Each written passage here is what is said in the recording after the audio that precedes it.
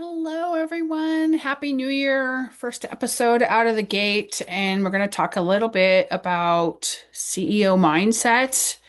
And more importantly, we're going to talk about a very important topic, and it's the people pleaser you.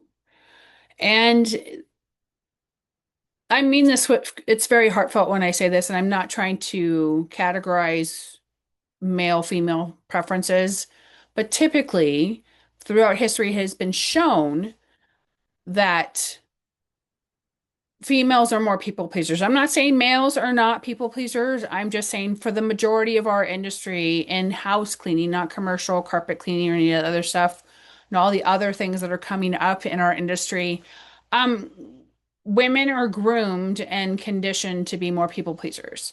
And because of that, we struggle more. And I'm not saying that males don't. I'm just saying that most of the females struggle with this. Um, Initially. I struggled with people pleasing. I wanted to do a good job. Way back in the day, I didn't take a deposit for move out cleanings. I challenged you to find something wrong with your move out cleaning. And in reality, here it is 15 years later, I was crazy to actually do that.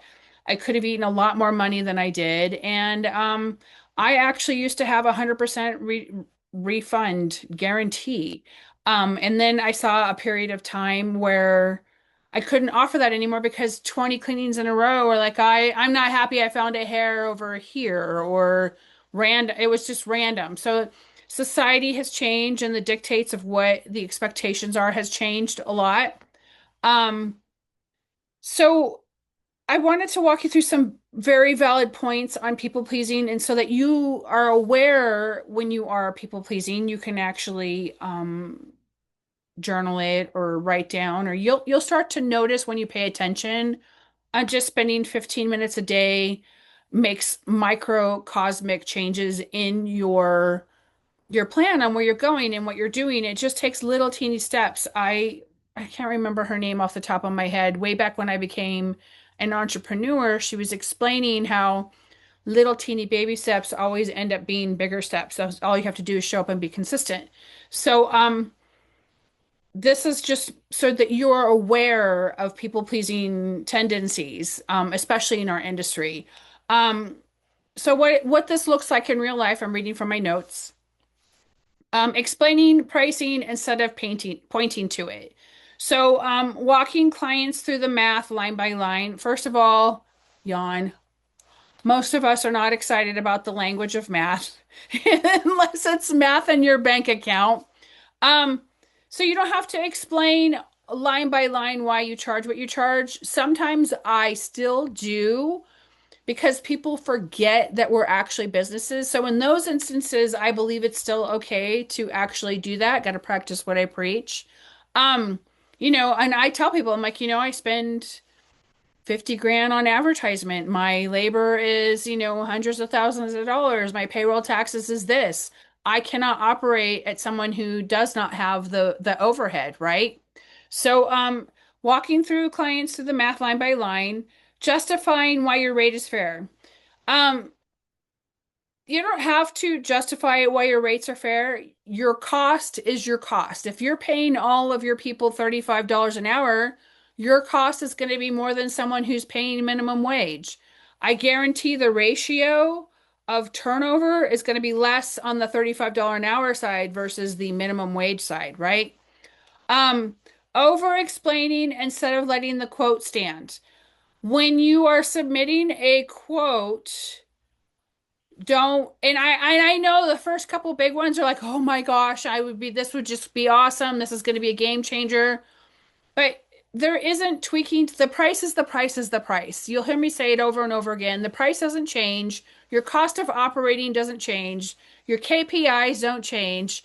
It The only change that happens is the consumer's mindset. And a lot of people still have a hard time wrapping their mind around why I have to pay for cleaning. You guys are just not worthy. Unfortunately, that still happens today and it is changing. Making just this once exceptions. Just this once, can you do this for me? For example, we had a cleaning tech at a short-term rental and we never handled trash before. They wanted the trash done. It was a holiday. I said, sure, no problem. What they didn't explain to me was that they only had one trash can. So the people who stayed in the short-term rental overloaded that trash can, and the pitch up the driveway was 90 degrees to get it to the street. And the person who was cleaning it weighed 100 pounds, right?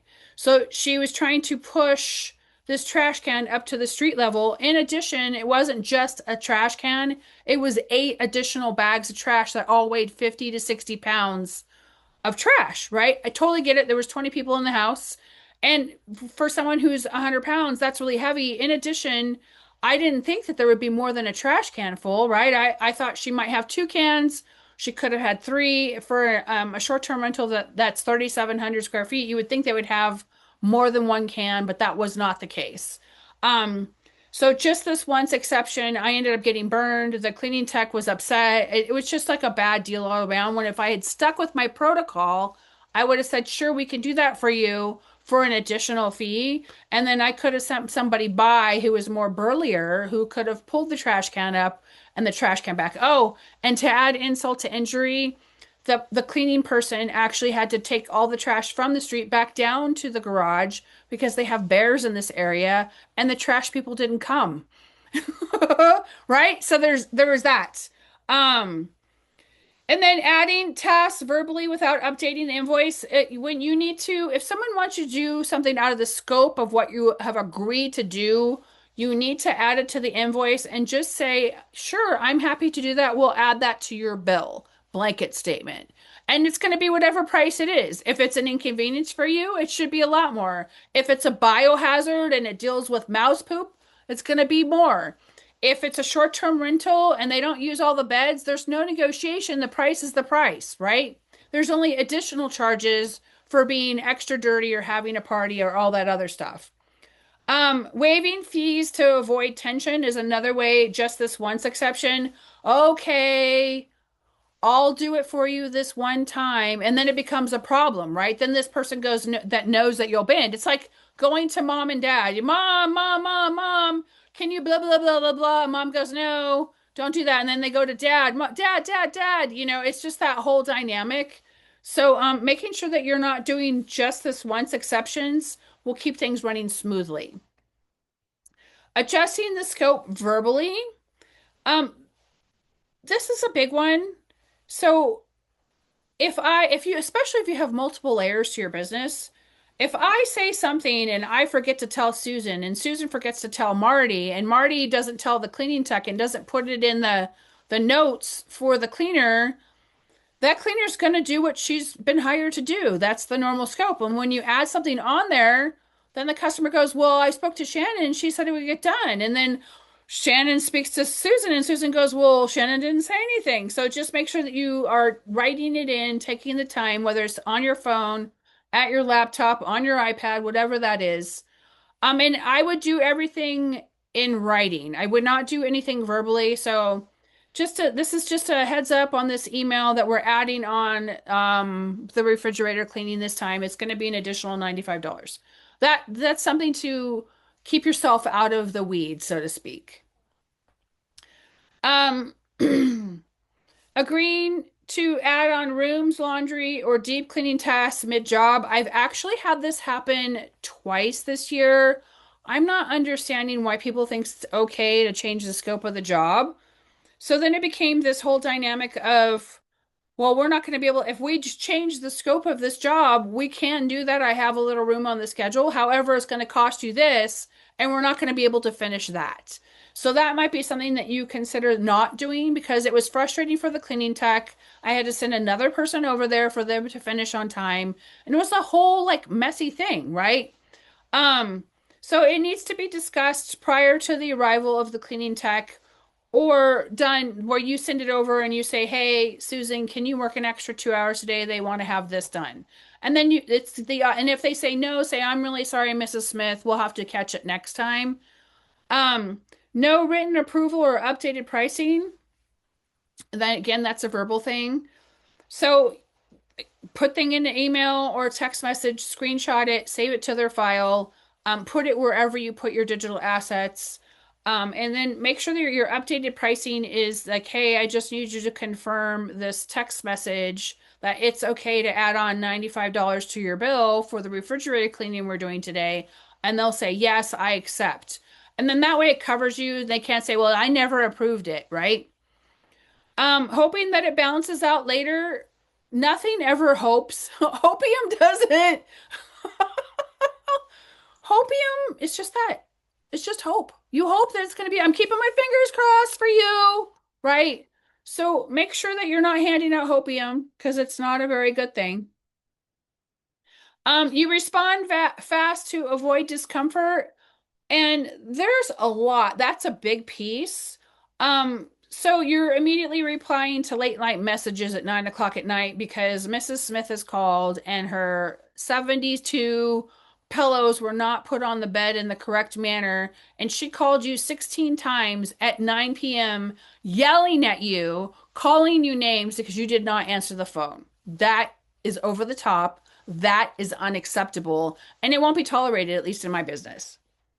Solving problems emotionally instead of structurally, ugh, this is a hard one too, because you internalize it, right? When something goes icky, it doesn't sit well. It's an icky, like, oh God, I hate dealing with this, or I wonder if they're going to respond. And then you spend all this time checking the responses so that you can come up with the next response. Just a one and done for now. It's like playing chess. Okay, I'm gonna move my knight here, and then you have to wait, right? You have to wait for them to move their knight, their queen, their king, whatever it is, their pawn. So that you have to wait, and it's not an emotional decision. Emotional decisions end up being messy decisions. Every time I make an emotional decision, I always regret it. Feeling responsible for client stress.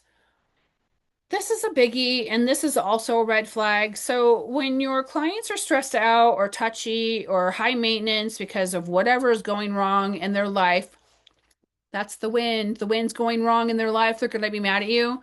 They're probably not good clients, and they're responsible for their own emotions. You're responsible for yours, they're responsible for theirs. So, making sure that you're not responsible for their stress, unless, of course, you've inflicted upon them, and then that's a whole different story. Why it felt reasonable. So, early survival thinking when we first start our businesses is I need cash flow. You hit the ground running. You hit the ground running every single day. You're working 7 days a week, sometimes 15 days in a row, sometimes 22 days in a row. I think the longest I heard this year, and that's becoming less. Thank you. I had someone who worked 44 days in a row, and I was like, why? Why are you working? And she was like burnt out. She wasn't feeling well. And there was all these things going on physically with her. And I was like, why did you work 44 days in a row? But that has gotten better over time. You also needed reviews, so that's a whole hand-to-mouth survival thinking.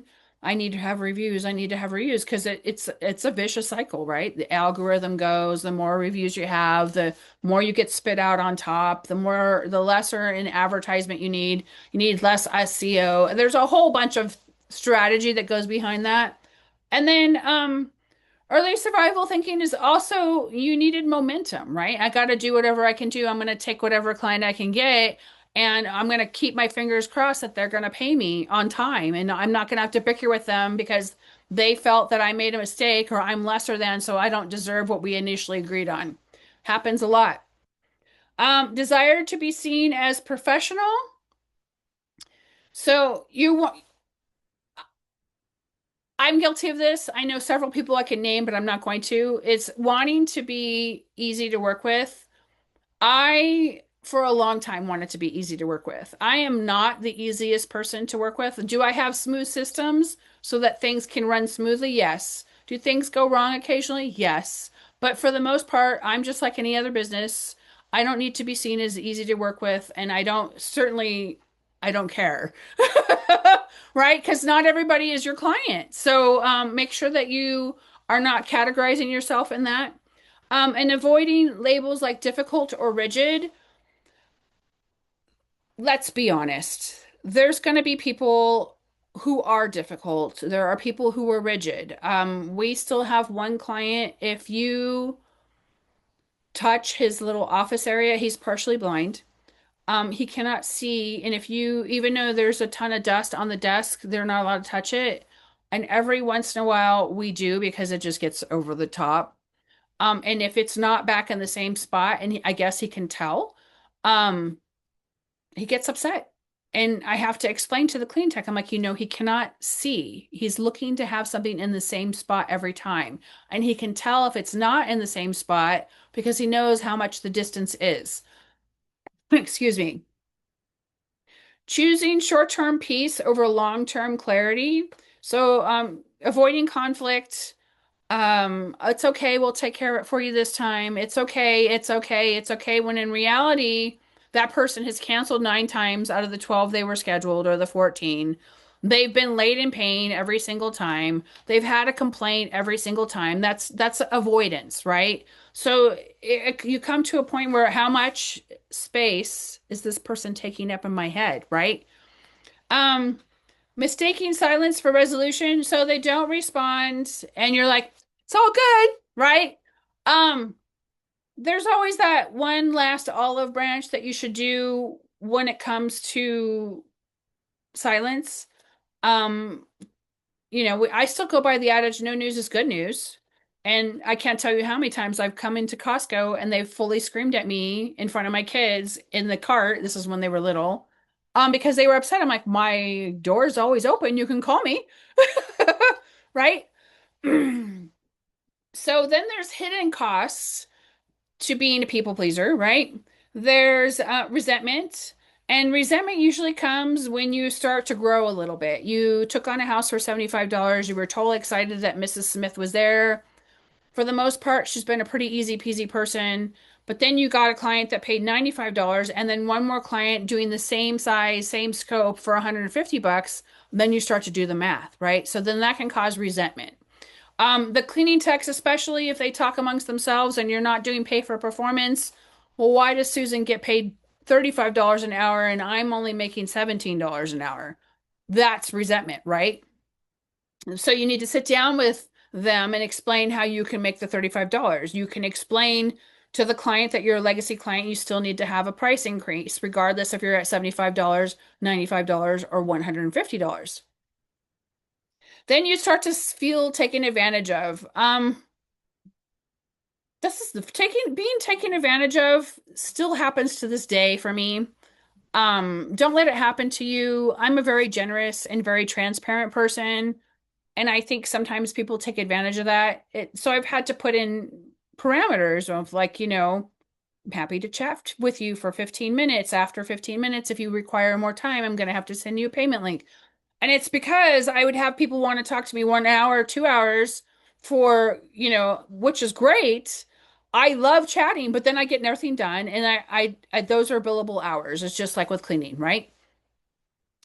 Um, And then your income doesn't become stable when you don't have any clear boundaries and you're people pleasing because maybe Mrs. Smith got mad at you and now she's talked to Susan and Susan's cleaning and then she gets mad at Susan and then she wants you back, right? So there's this whole weird dynamic where, inconsistent invoices, then there's surprise labor costs. Maybe Susan doesn't work as fast as she should because she's too busy chatting with Mrs. Smith.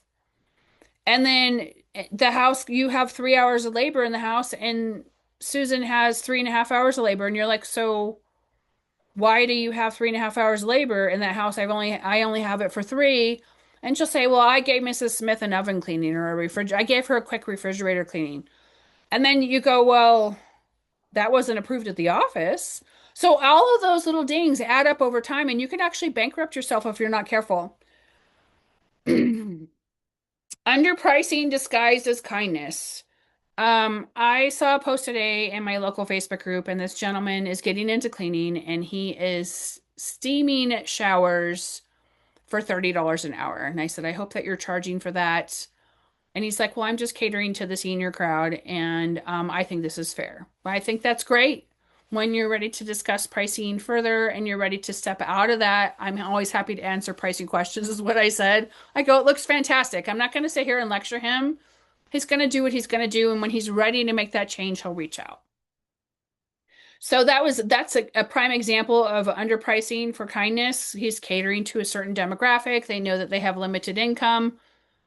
And then there's emotional fatigue for being the people pleaser. And then that kind of ties in with the resentment and income instability. There comes a point when it's exhausting to have to battle it out with somebody who is an emotional vampire. And there are a lot of people who don't realize they are. And then there's people who do that to get their way, right? This is how they manipulate the masses to get what they need done. Um, and emotional fatigue can come with constant decision making, repeating the same explanations. Sometimes you get that with some of the elderly who are having some memory issues. And then you end up carrying the tension home, and then your family's like, "What is up with you? Why are you so angry?" Right? So make sure that you're not giving yourself emotional fatigue, and that you're not having to make constant decision makings when you have SOPs in place and policies in place. The decision's already been made, right? And then training clients pushing boundaries because they can. Again, that goes with emotional fatigue and income stability and resentment. When you have someone who constantly pushes boundaries, they don't pay on time, they won't open the door until 9:01, they're still in the shower when you're there, or your cleaning tech is verbally abused, or they have to park really far away because this person doesn't want to give you the good parking spot. You have to have the boundaries established on what you're going to tolerate and what you're not going to tolerate. Again, I reiterate, I say no a lot, and people are like, God, you're so mean. I'm like, it's because you have to be. If you want to survive long term in this industry, you have to be able to say no comfortably and understand that you're not there to bully anybody. You're just there to establish the boundaries. And then expecting flexibility forever. We just had this, I have a 5-year client who is monthly. And she has become a little sporadic. Like her schedule, she has the same schedule, had the same schedule, Fridays every 4 weeks. Hasn't changed in 5 years, but suddenly this last year is I can't do this. This is too much for me. And then it's always a change that happens at the last minute. I didn't know. And I'm like, oh my gosh. So make sure that you are not being expected to be flexible forever. And I'm getting pretty sick of her. I love her, but I'm like, my threshold is becoming smaller and smaller. And then they always confuse kindness with access to you. So that comes with anything, right? Everyone has your phone number unless you have your own private number in addition to your business line. Just because you're nice and you're smiling doesn't mean that you're always going to be welcoming for whatever it is they want or need to have. You're not the end all be all for them. So make sure that you're establishing those boundaries. And then there's the CEO reframe. So make sure that you're taking steps to get here. And these are all micro movements that don't all have to happen at the same time. You can just take small shifts to get yourself going. So think of boundaries as containers. So there's boundary number one, payment is due when services are rendered, or payment is due before services are rendered. That's container number one. Container number two would be show up fee or late last minute cancellation. Well, if we send a cleaning tech to your house and you don't answer the door, or you forgot to leave it unlocked, or the key wasn't there, or whatever the case is, the keypad got changed and no one can change it, and you have no way to remotely access it. That's the show up fee. And it's not because we like to do that. It's because the cleaning tech took time. They left their house. They got out of their jammies, left their house, went in the car, drove over, was ready to do the job, and you're MIA.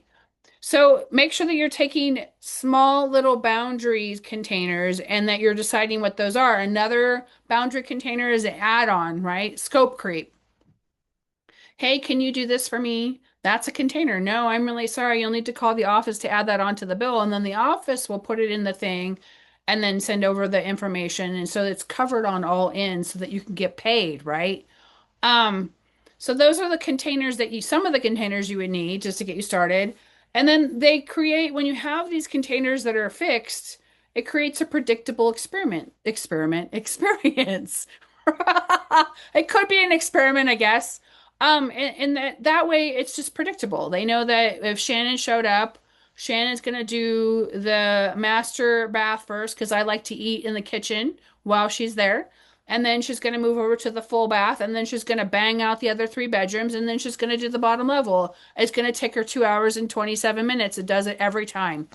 And then they also know that if Shannon has to switch to the other direction, it will take her longer, and we're going to bill them longer. Um, I get sometimes things happen, but it's a predictable experience. That's what you're McDonald's, right? You guys hear me talk about McDonald's. A lot of people talk about McDonald's. McDonald's is the same thing repeatedly over and over, regardless of what location you go to, with the exception of India, right? So it's just something to think about. And then think of your policies as neutral third parties. So your policies in place protect your sanity, they protect your frustration, the space in your head, they keep things running smooth. You're no longer the bad guy because you enforced a policy, even though it's unpleasant, it has to happen. And the policy speaks first. This is why we have a 48-hour cancellation notice, which is going to be abruptly changed here to 24 hours. And it's because there's the shenanigans of I didn't know, I didn't get this, I didn't get the email. I'm like, well, everybody else got the email, right? So, just something to think about that policies are as neutral as third parties. Structure removes emotion. When you apply all the structure in place, you don't have to think about anything. You don't have to get frustrated. You don't have to resent someone for asking. All of them are right there and they can pick and choose what they want and not want. And if they don't want to cooperate, then they're not a good fit for the container that you have created. Um, Consistency replaces justification. So that you, again, I reiterate, if Shannon showed up and cleaned your house in 2 hours and 27 minutes, and then it took longer because you switched something up or added something, then that is, consistency. I'm really sorry. You need to call the office. Those types of things. Respect doesn't require understanding. This is a big one. Clients don't need to agree, and trust me, I've had clients tell me to stick it where the sun doesn't shine. I'm not doing business with a woman like you. I'm like, okay, what am I supposed to say to that, right? I want to talk to, or they'll get me on the phone. Can I speak to Mr. Miller? Because I don't have any say anything because I'm a woman. What other things have been told over the years? I've had people yell and scream at the cleaning tech in front of me. I'm like, what do you think you're doing? I'm like, you get in the car. Yeah, we're leaving. I'll help you pack up your car. Let's go. That's why we have a code of conduct, right? So that makes the consistency doesn't justify the bad behavior. And unfortunately, there's bad behavior no matter where we go. I went out to dinner with my family. They came up for the holidays. And it was tight. We went to Texas Roadhouse. Anyone who's been there, it's like big benches, it's packed. It's just like Texas, right? Everybody's eating and it's loud. And anyway, I guess a gentleman had had too much to eat and drink. And he decided that the woman who was squeezing by the little narrow space to accommodate him, because his party was larger, that her booty was fair play. And he got escorted out and the police came. It was a big ordeal. I was like, oh my gosh. So that way it's not just like clarified, it's the consistency of the protocol of you will not touch my servers is not need to be justified. You need to behave while you're inside the restaurant. You need to behave in your home while we're there cleaning. So that's what I meant by that. Um, and then respect doesn't require understanding. Respect is earned. I know that we live in weird times and there's a lot of people who are just nonverbal and you have to kind of figure out what's going on. But respect is earned. And how you earn that is by providing trust and consistency. If your clients are not providing any sort of trust or consistency, like they're not picking up the house like they said they were going to, they're leaving you dog poop on the carpet that's been sitting there for 2.5 weeks or 3 weeks or a month. Oh, can you get that for me? it's not, they're not showing any respect. They're just showing that you're just an extra person to come and pick it up. I'm happy to do it, but I'm going to charge you for it, right? And your cleaning tech might not want to pick it up, right? It might be against their belief systems. Who knows? It could be a lot of things. And then what's changed when structure took over? So there were fewer objections I found when I started to have more structure in place. I found when I instituted a cancellation policy, I went from a 62% cancellation rate down to 2. That's big. And I was like, right, right now, oh my God, I'm never changing this because they get dinged, right? We don't charge you $50. We charge you for the full cleaning.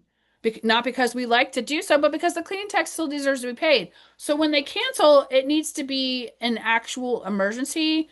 COVID kind of changed a lot of things, but prior to that, it was 2%, 62% cancellation, 2%. So when you have 62% cancellation, it's not because you're not providing a service, because people are still shopping. You didn't close the deal by getting a credit card or a payment link or whatever it is.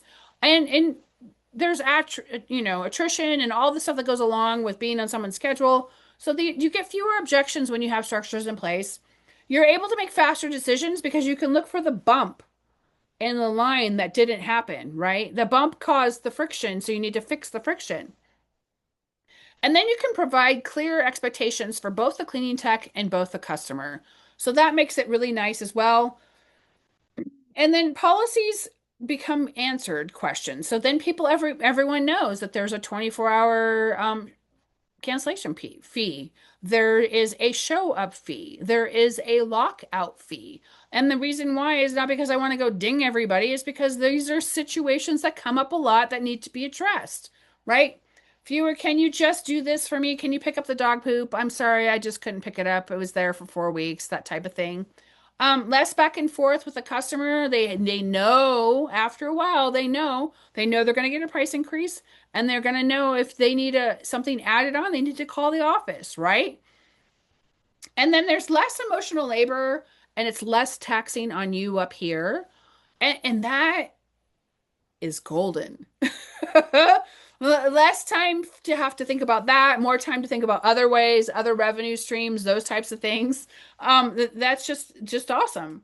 And then the payoff is getting predictable income, emotional peace, and then eventually you gain leadership confidence. So you're like, it's running like a smooth, well-oiled machine. It's not lopsided anymore. It doesn't turn and have a bump and turn and have a bump. It runs really smooth. And then you'll notice when you have more structures in place and you start to institute them and putting them there, that the periods of time where things run longer and longer and longer and longer are smooth. And then after a while, you'll be able to anticipate when the next bump in the road comes, because you're like, well, I know that Mary hasn't been feeling well, and Mary broke her arm or whatever's going on with Mary. So then you can anticipate the bump and anticipate the change that needs to happen in your schedule so that you can continue to provide smooth running shifts.